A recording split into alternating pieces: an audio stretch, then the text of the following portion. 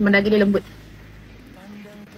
Tiba-tiba teringin nak makan ketupat palas. Nak makan dengan rendang Tok Hang. Okey, jom. Yang ini memang kena ada sentiasa stok dekat rumah sebab sedap. Oh, tengok. Besar-besar daging dia.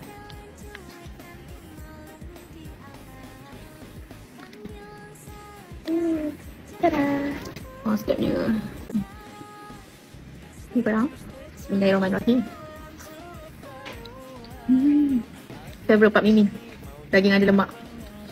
Makan sekali dengan daging. Macam ni.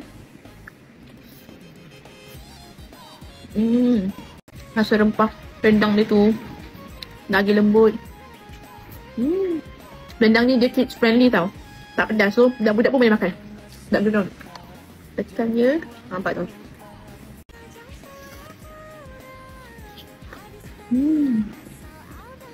Kira sedap gila. Siapa yang tak pernah try lagi memang rugi. So, kalau korang nak beli rendang Tok Hang ni, Mimi ada letak beg kuning kat bawah ni, okey? Jangan beli satu, beli banyak terus. Bye-bye.